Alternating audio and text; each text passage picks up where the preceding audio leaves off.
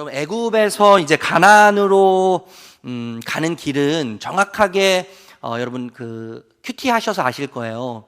며칠이면 갔었죠? 11일이면 가는 길이죠. 가나안에서 애굽에서 가나안 약속의 땅인 가나안으로 가는 길의 여정은 11일이면은 좋겠어요. 그런데 11일이 아닌 110일도 아닌 11년도 아닌 몇 년이 걸렸어요? 40년이라는 시간이 걸렸죠. 11일이면 갈 길을 이스라엘 백성들이 40년이라고 하고 비교되지 않는 어마어마한 시간을 투자하고 그런 시간이 걸려서 약속의 땅인 가나안 땅으로 가게 되는데 여러분 낭비 아닙니까? 시간적인 낭비, 시간적인 허비라고 생각할 수도 있을 것 같아요. 80년이라고 하는 이 땅에서의 시간의 관점에서는 11일이면 갈 길을 40년 걸렸다고 한다는 것은요, 굉장히 낭비고 허비죠. 그런데 여러분, 하나님, 영원이라고 하는 하나님의 관점에서 보면 결코 낭비라고 우리가 말할 수 없어요. 결코 허비라고 우리가 이야기할 수 없다고 저는 생각해요. 여러분, 낭비와 같은 우리 삶의 모든 이야기들, 허비와 같은 우리 삶의 모든 이야기들이 또 후회와 회한으로만 남는 수많은 우리 인생의 사건들은 우리 80년이라고 하는 인생의 관점에서 보면 낭비고 허비지만 하나님의 영원이라고 하는 관점에서 보면 얼마든지 재해석될 수 있죠. 아멘? 아멘? 예, 얼마든지 재해석될 수 있는 거예요. 그래서 여러분, 하나님의 영원이라고 하는 시간의 관점에서 보면 버릴 시간이 없어요. 버릴 시간이 없어요. 실패의 이야기와 수치의 이야기와 상처의 이야기도 허비가 아니고 낭비가 결코 아니죠. 여러분, 이스라엘 백성이 40년이라고 하는 시간 동안 광야에서 시간을 보내는데 여러분, 광야의 특징은 길이 없는 거잖아요. 길이 없어요. 길이 보이면 광야가 아니에요. 광야의 특징은 길이 안 보이는 것이죠. 길이 없는 곳이죠. 또 쉴 곳이 없어요. 그것이 광야예요. 먹을 음식이 없는 곳이 광야예요. 그리고 함께 걸어갈 동료가 없는 곳이 광야죠. 그러니까 여러분, 광야의 특징은 없음만 있는 곳이 광야예요. 없음만 있어요. 없음만. 무만 있는 곳이 광야죠. 여러분, 그런데 하나님은요, 이스라엘 백성이 40년 아무것도 없는 그곳을 40년 동안이나 이스라엘 백성들을 인도하시면서 모든 것을 다 제공하셨어요.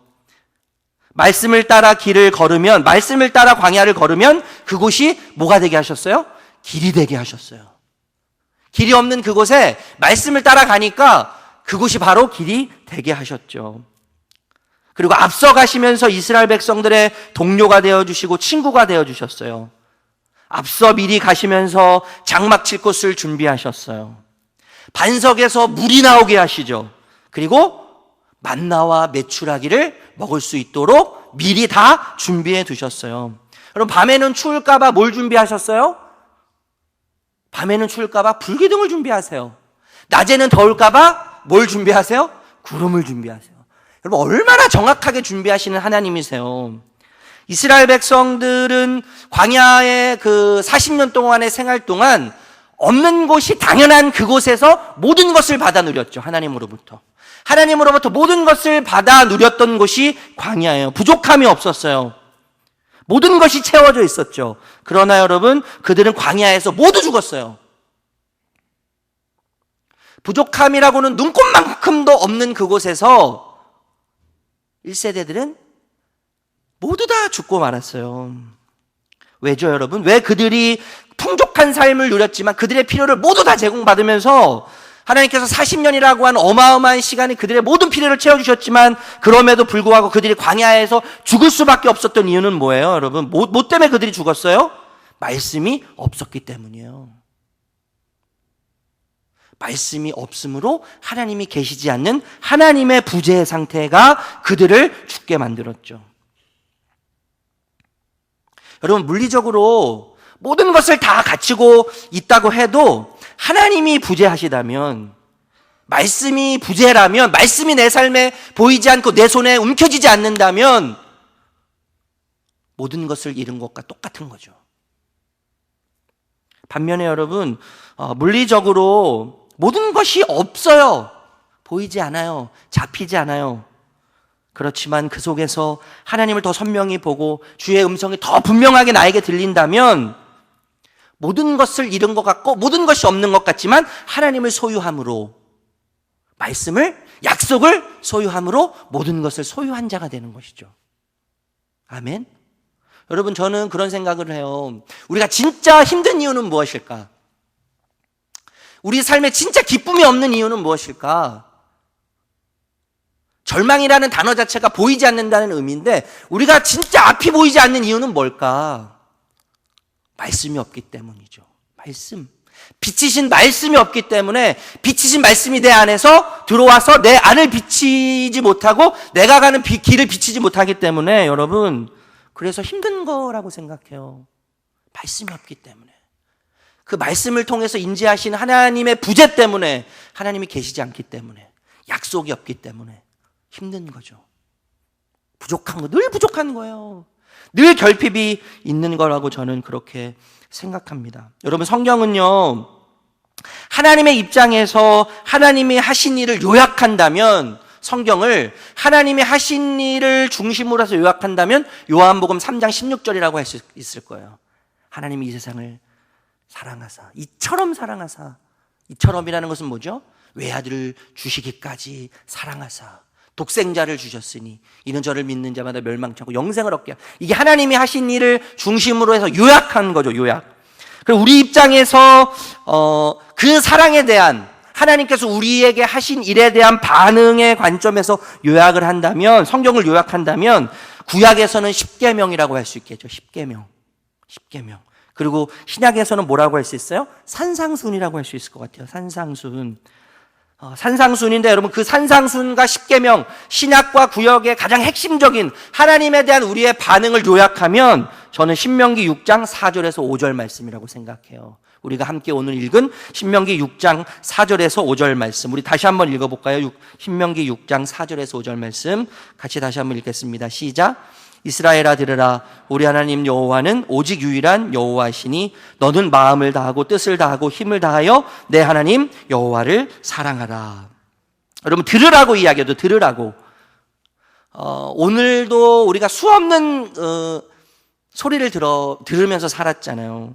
그런데 여러분, 수많은 소리를 들을 때 중요한 것이 있어요. 뭐냐면 내가 듣고 싶은 소리보다 내가 들어야 할 소리를 들어야 된다는 것이죠. 우리가 듣고 싶어하는 소리는요, 뻔해요. 우리의 영혼을 좀먹는 소리예요. 그 소리는요, 우리의 영혼을 갉아먹는 소리가 내가 듣고 싶어하는 소리예요. 제가 너무나 잘 알아요. 제가 듣고 싶은 소리가 어떤 건지 알아요. 그런데 그 소리를 들으면요, 그때는 좋아요. 그때는 좋은데 그게 독이 돼요. 독. 그게 독이 되어서 내 영혼을 갉아먹고 내 영혼을 썩게 만들죠. 그래서 여러분, 우리는요, 내가 듣고 싶은 말을 들어서는 절대 안 돼요. 내가 들어야 할 말씀을 들어야죠. 내게 필요한 말씀을 들어야 하는 거예요. 하나님께서 우리에게 하시고자 원하는 말씀을 우리가 들어야 하는 것이죠. 그런데 여러분, 그 말씀을 들을 때 참 고통스러워요. 그 말씀, 내가 듣고 싶은 말씀은 내 귀를 너무 달게 하지만 내가 들어야 할 말씀은 때로는 나를 찔러 쪼개는 것처럼 고통스러워요. 그러나 여러분, 그 말씀이 결국 나를 살리죠. 나를 호흡하게 하죠. 그리고 내 영혼을 생동감 있는 영혼으로 만들어서 주님 앞에 서도록 만들게 되는 것이죠. 여러분, 그건 못지않게 중요한 게 뭐냐면 우리가 들을 때 누구로부터 듣느냐는 굉장히 중요한 거죠. 뿐만 아니라 무엇을 들어야 하는가, 무엇을 듣는가도 굉장히 중요해요. 오늘 4절 우리가 다시 한번 읽어보겠는데, 4절 다시 한번 읽어볼까요? 4절 시작. 이스라엘아 들으라. 우리 하나님 여호와는 오직 유일한 여호와시니. 들음의 대상에 대해서 이야기하는데 하나님이라고 이야기하죠. 하나님. 우리가 들어야 할 대상이 하나님인데 그 하나님은 어떤 하나님이세요? 유일하신 하나님이세요. 유일하신 하나님.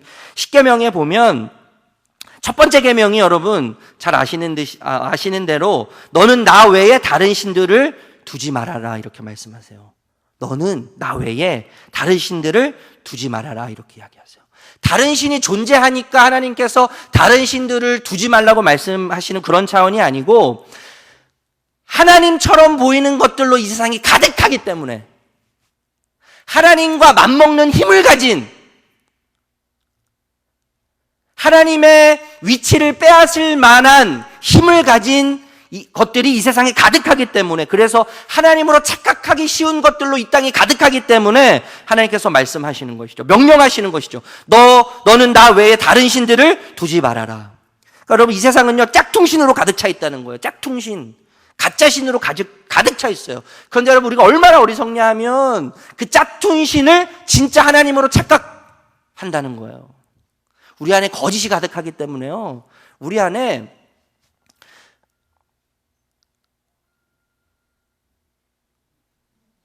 가짜가 가득하기 때문에 어쩜 거짓이 얼마나 단지 모르겠어요. 제가 그런 이야기 가끔 하는데 여러분 우리는 도둑질 할 때 연습하지 않아도 도둑질을 할 수 있는 자들이잖아요. 그렇지 않으세요? 우리는 거짓말을 연습 안 해도 자연스럽게 하는 자들이에요. 거짓말 할 때 연습하지 않아요.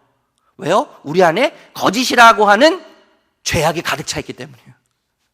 누군가를 속일 때 연습하지 않아요. 그런데 여러분 하나님 말씀대로 살려고 막 제자 훈련을 하고요. 제자 훈련을 하고 양육을 하고 일대를 해도 안 되는 거죠. 잘 안 돼요. 왜냐면 아직까지 우리 안에 뭐가 가득 차기 때문에 그래요? 거짓으로 가득 차 있기 때문에 그런 거예요. 우리 안에 거짓으로 가득 차 있기 때문에 우리의 욕망에 의해서 하나님처럼 보이는 수많은 것들에 의해서 우리가 영향을 받기 얼마나 쉬운 자들입니까? 짝퉁신으로 가득 차 있는 이 세상, 가짜신으로 가득 차 있는 이 세상, 하나님을 대체할 것을 끊임없이 찾는. 그래서 우리는 우상공장이라고 이야기하잖아요. 우상공장. 우상을 수없이 끊임없이 만들어내는 우상공장. 여러분 하나님은 어떠한 형상도 만들지 말라고 하셨어요. 어떠한 형상도 만들지 말아라. 여러분 어떠한 형상도 하나님을 담아낼 수 없어요.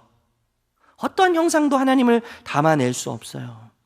여러분 형상은 존재를 100% 반영하지 못해요. 어떻게 형상이 하나님의 성품과 인품과 속성을 100% 반영할 수 있겠어요? 여러분 형상은요 존재를 담아내지 못해요. 하나님의 형상을 아무리 잘 만들어도 그 형상은 하나님을 100% 담아내지 못해요. 뿐만 아니라 여러분 형상이 있다는 것은요, 형상이 존재한다는 것은 제약적인 존재를 상징적으로 드러내는 거죠. 여러분 형상이 여기 존재한다고 생각해 보세요. 이 형상은 예수 향남교회 본당 안에 지금 제약되어 있는, 공간에 제약되어 있는 존재일 뿐이죠. 그리고 지금이라고 하는 이 시간에 제약되어 있는 존재일 뿐이에요. 시간과 공간의 제약을 받는 피조물에 불과한 것이죠. 여러분 하나님은 시간을 초월하시고 공간을 초월해서 계시는 초월적인 분이시지 않습니까? 근데 어떻게 여러분 하나님에 대한 형상을 만들 수 있다고 생각하세요? 하나님은 그래서 만들지 말라고 하시는 것이죠. 하나님은 유일하다고 말씀하시는 거예요. 하나님의 유일성을 강조하시는 거예요. 여러분 유일하신 하나님은 존재도 유일하실 뿐만 아니라 성품도 유일하세요. 성품도 유일하세요. 그리고 그분이 하시는 일도 유일하세요. 그래서 여러분 유일하신 하나님에 대한 강조를 하면서 하나님의 하시는 일, 그 일을 강조하는데 십계명을 하나님께서 명령하시기 전에 뭐라고 말씀하세요? 나는 너를 애굽 땅 종되었던 집에서 인도하여 낸 여호와 하나님이다 이렇게 이야기하시죠. 그리고 나서 십계명을 말씀하시는 거예요. 여러분 애굽은 이스라엘 백성들이 430년 동안 머물렀던 실패와 수치의 장소예요. 노예의 장소, 종의 장소. 뼛속 깊이 430년 동안이라고 하는 긴 세월 동안 노예로 종으로 살았기 때문에 그들의 머리 깊은 뇌 속에는 어떤 의식으로 가득했을까요? 종의 의식, 종의식.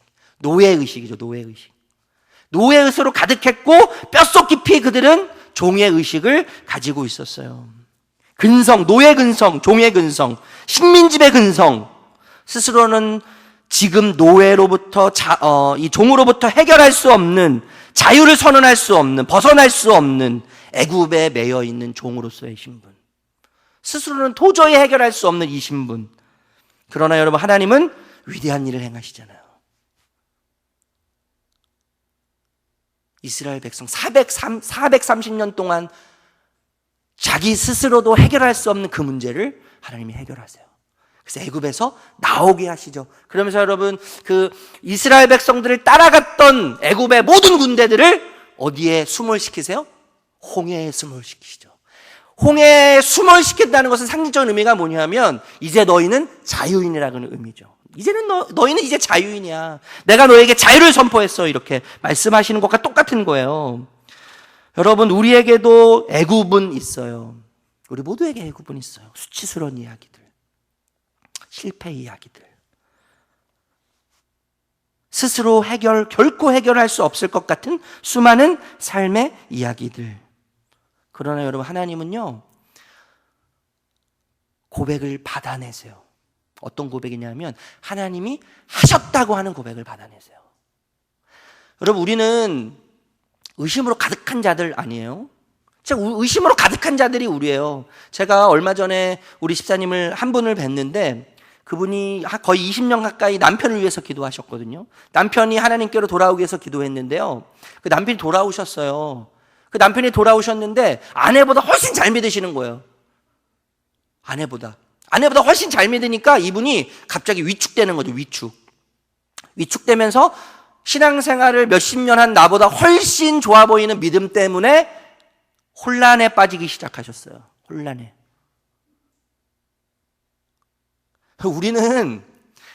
우리가 기도한 대로 응답 받아도요, 우리가 기도한 대로 응답을 받아도 후회할 수 있는 자들이에요.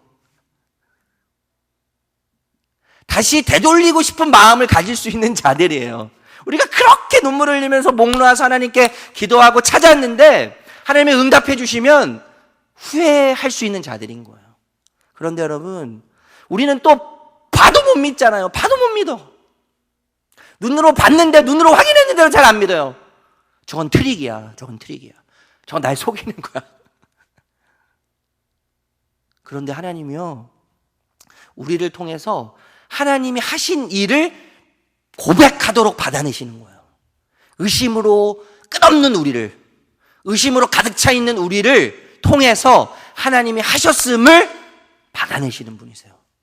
그렇게 하나님 위대하신 분이시죠. 여러분, 우리 모두에게 애굽이 있는데 하나님은 이미 십자가를 통해서 우리 모두에게 자유를 선포하셨습니다. 우리에게 있는 애굽과도 같은 상처, 애굽과도 같은 아픔, 애굽과도 같은 수치. 그러나 이미 2000년 전에 우리는 보지도 못했어요. 우리는 듣기만 했어요. 그런데 그것을 믿음으로 고백하게 하시죠. 그래서 그분이 죽으실 때 나도 함께 같이 죽었다고 하는 믿음을 받아내세요. 그분이 죽으실 때 나의 죗값을 치르셨다고 하는 고백을 받아내세요.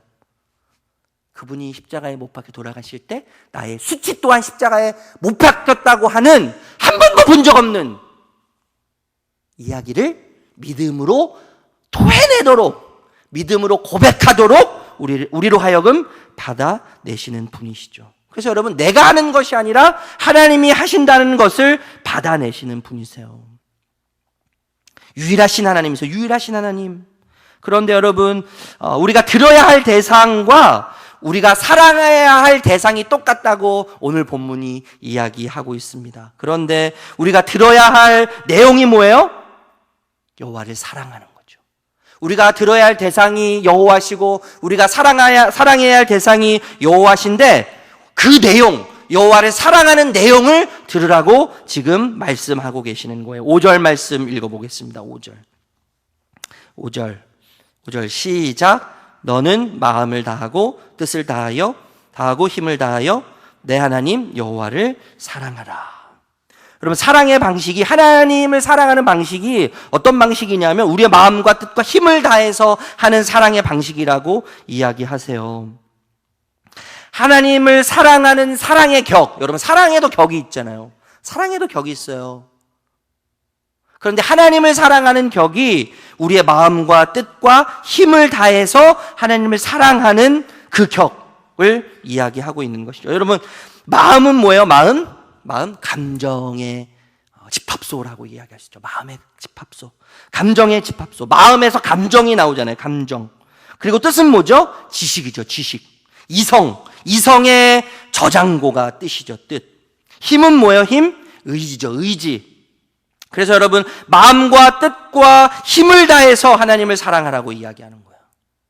마음과 뜻과 힘을 다해서 하나님을 사랑하는데, 이것을 한마디로 이야기하면 전인적이라는 표현을 써요. 전인적. 우리 인간의 전 존재를 통해서 하나님을 사랑하라고 이야기하는 것이죠. 여러분, 마음과 뜻은 분리할 수 없어요. 마음과 감정과 지식은 분리할 수 없어요. 지식과 의지는 분리할 수 없어요. 의지와 감정 또한 분리할 수 없어요. 이게 유기적인 거예요, 유기적. 제가 여러분, 제 아내와 함께 이제 결혼해서 살다 보니까 감정은요, 시들게 되어 있는 거예요. 여러분, 젊은이들이 100일을 찾고 1년을 찾는 이유는 뭐예요?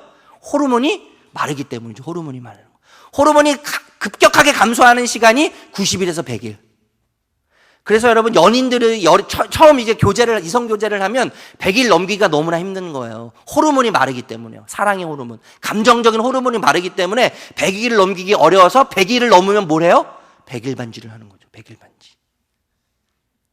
그리고 한참 지나다가 3년이 가면 또 넘기기가 어려워지는 거예요. 3년. 또 3년이 되면 뭐예요? 또 반지하는 거예요.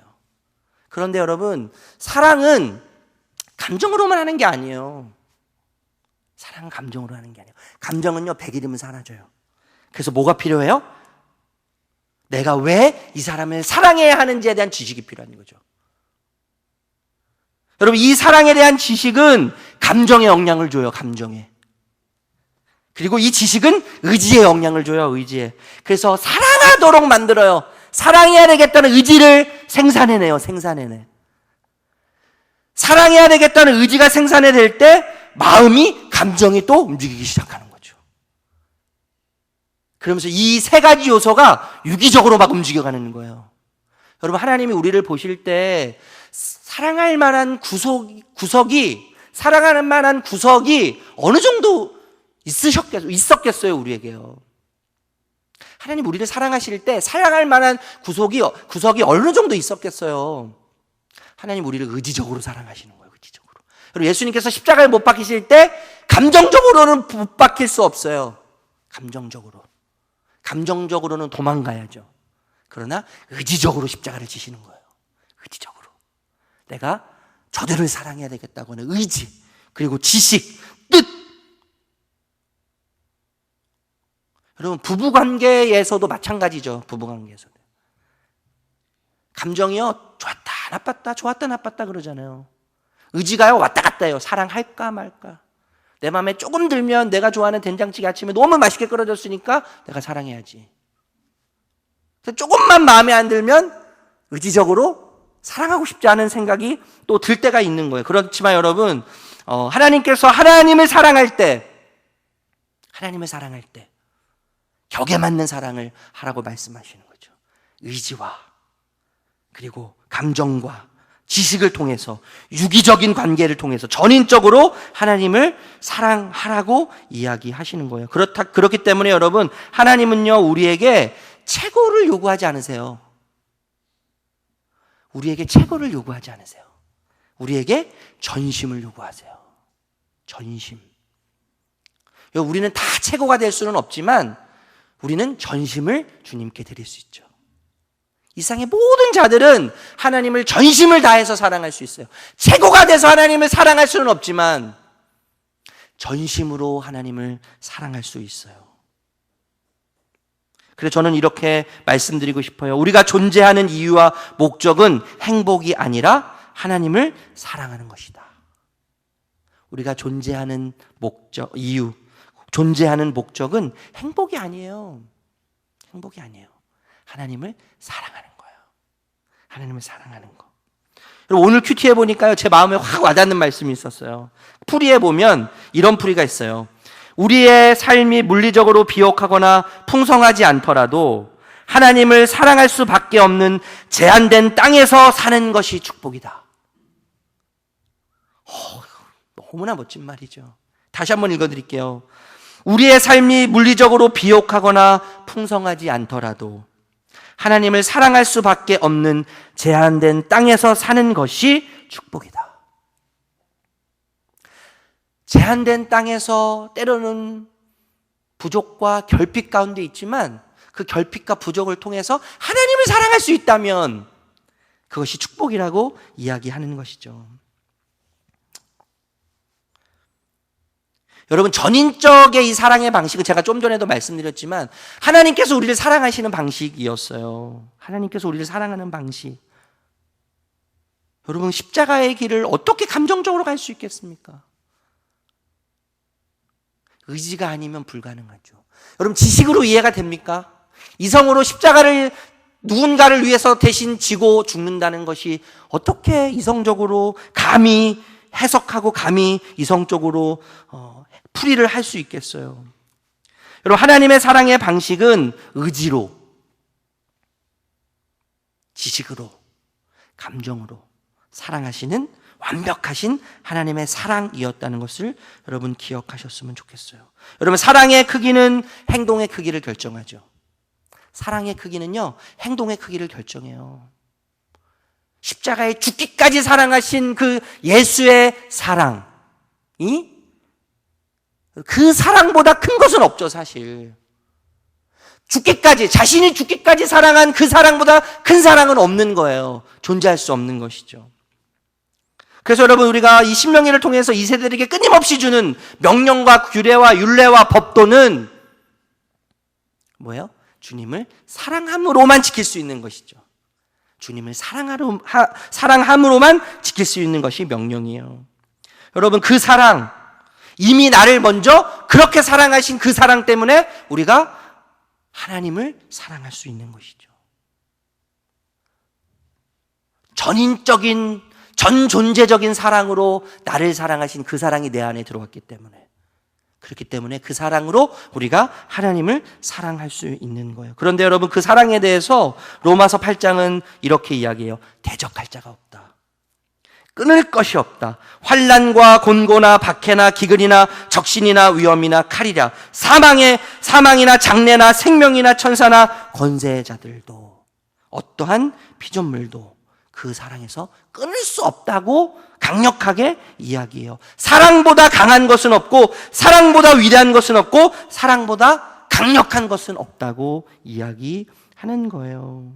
그런데 여러분, 예수님은 이 사랑을 하나님을 향한 사랑을 확장시키세요. 확장시키시는데 마태복음 22장에 보면 큰 계명을 다시 말씀하시거든요. 큰 계명에 대해서 말씀하시는데, 첫 번째는 내 마음과 뜻과 목숨과 힘을 다해서 하나님을 사랑하고 뿐만 아니라 내 몸을 사랑하는 것처럼 이웃을 사랑하라고 이야기하세요. 하나님의 사랑을 확장시키셔서 내 주변의 사람들에게 그 사랑의 방식으로 똑같이 사랑하라고 확장하시면서 말씀하시는 거예요. 그런데 여러분, 전제가 있어요. 제가 말씀드렸듯이 하나님을 사랑하고 이웃을 사랑할 때 이웃을 사랑하는 전제가 뭐예요? 나를 사랑하는 것 같이죠. 그러니까 나를 사랑하지 않는 자들은 이웃을 사랑하기 어려워요. 여러분, 나를 사랑하지 못하면 하나님을 사랑할 수 없어요. 다시 한번 말씀드릴까요? 나를 사랑할 수 있어야만 이웃을 사랑할 수 있는 거예요. 나를 사랑할 수 있어야 하나님을 사랑할 수 있어요. 하나님을 사랑하는 자는 자신을 사랑할 수 있어요. 근데 여러분, 대부분이 착각하는 게 뭐냐면 나에게는 얼마나 냉정한지 몰라요. 특히 교회 다니 신앙생활 한다는 분요, 내 자신에게는 얼마나 혹독한지 몰라요. 그런데 교회 오면 모든 사람에게 관대하죠. 모든 사람에게 관대해요. 모든 사람을 사랑해요. 그렇지만 나에게는 너무너무 냉정해요. 여러분, 하나님을 사랑하는 자들은 나를 사랑할 줄 아는 자들이에요. 하나님을 제대로 사랑하면 내 자신을 사랑할 수 있어요. 하나님이 나를 어떻게 받으셨는지, 하나님이 나를 어떻게 품으셨는지, 하나님이 어떠한 시선으로 나를 보시는지. 그 사랑을 알면 어떻게 내가 내 자신을 사랑하지 않을 수 있겠어요?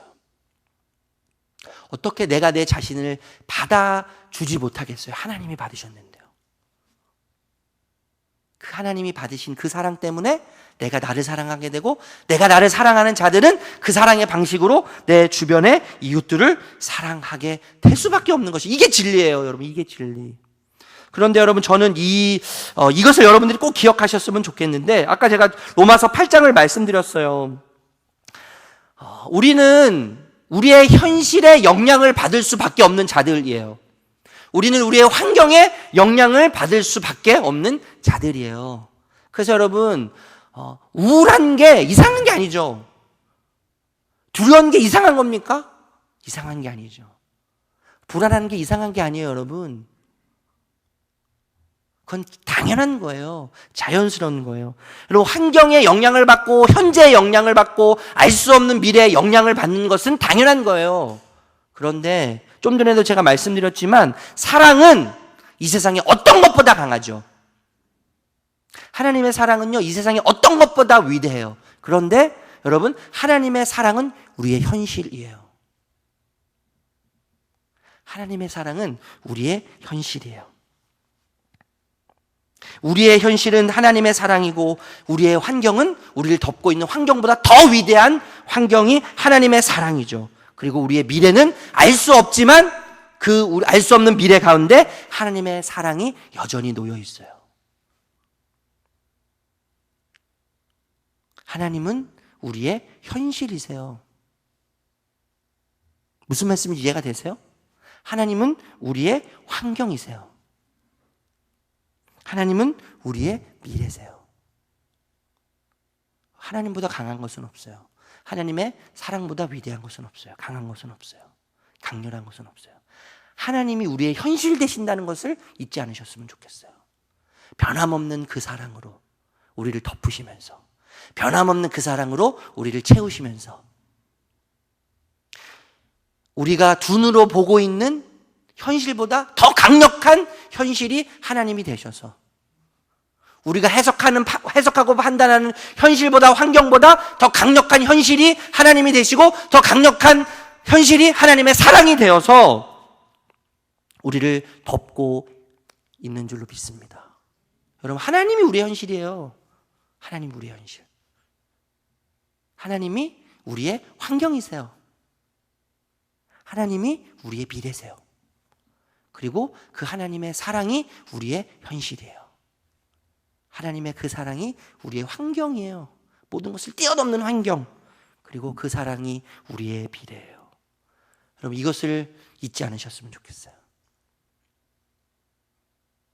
내가 해석할 수 없는 그 환경이 우리의 환경이 아니라, 나를 삼킬 것 같은 환경이 내 진짜 환경이 아니라, 하나님이 우리의 진짜 현실이시고, 하나님이 우리의 진짜 환경이시고, 하나님이 우리의 진짜 미래이시는 거예요. 그리고 그 하나님의 사랑이 우리의 환경이에요. 그리고 그 하나님의 사랑이 우리의 현실이죠. 그리고 그 하나님의 사랑이 우리의 미래가 되는 줄 믿습니다. 그럼 오늘은 이 말씀만 붙잡아 보셔도 충분하다고 생각해요. 하나님이 우리의 현실. 여러분, 한번 따라 하시겠습니까? 하나님이 우리의 현실이 되십니다. 하나님이 우리의 환경이 되십니다. 하나님의 사랑이 우리의 현실입니다. 하나님의 사랑이 우리의 환경입니다. 아멘. 이 말씀을 기억하면서 우리가 찬양하면 좋겠어요.